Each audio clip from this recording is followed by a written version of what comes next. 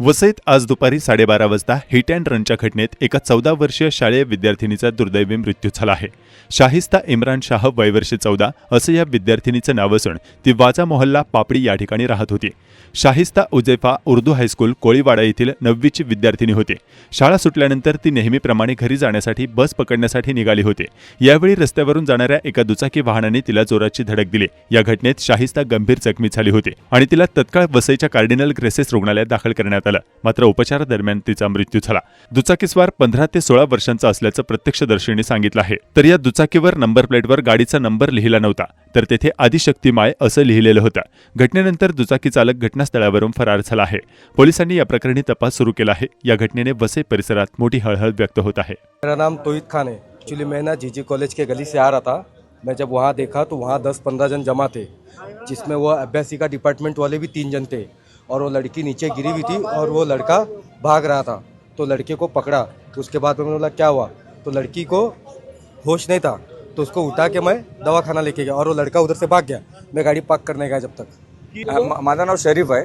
तर त्यांच्या गावात पण गेलेला मी, त्यांचे गाववाले पण बोलतो दरवेळ सकाळी तर संध्याकाळी असतो, एकदम फास्ट चालू होते। 4 तास झाले पोलीस आलीच नाही। काय रवैया हा, असं चालणार का? आता दुसरं कोणाचा असेल, काय नेताचा असेल, कोणाचा असेल, तर लगेच धावत येणार काय?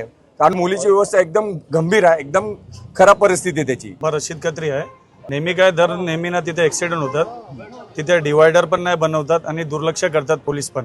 आता 12 वाजता ॲक्सिडेंट झालेला, 2 वाजले आहे। कंट्रोल रूमला आता पण मी फोन केलेला आहे, मॅडमला आम्ही सांगितलेलं आहे की आतापर्यंत इथे पोलीस पोहोचले नाही। पोलीसची पण परिस्थिती एकदम गंभीर आहे, लोक इथे जमा आहे। आता काय गैरकाजचा तो पोरा आहे ना, तो हिंदू आहे, आम्ही मुसलमान आहे, जातीवाद होणार। आम्ही त्याच्या घरी पोहोचले, काय केलं ना तर इथे जातीवाद होणार आहे। आम्ही काय करतात, पोलिसांचे वाट बघतात का पोलीस येऊन कारवाई करणार। आम्हाला भरोसा आहे की पोलीस आम्हाला निर्णय कॉर्पोरेट करणार आणि ते पोरीला जे पण असेल ते आम्हाला तो पोरा पाहिजे आणि त्याच्यावर कारवाई व्हायला पाहिजे। त्याची गाडीवर पण नंबर नाही, गाडी 220 गाडी आहे आणि नेहमीचं बघितलेलं आहे, काय पण घटना घडली ना पोलीस लवकर पोहोचत नाही। HP लाईनच्या माध्यमातून मध्ये रिक्वेस्ट करून बोलतात का लगेच हे पोरीचा ट्रीटमेंट सुरू व्हायला पाहिजे आणि पोलिसांची हेच आहे की जो आरोपी आहे त्याला इथे आणून त्याच्यावर कारवाई व्हायला पाहिजे।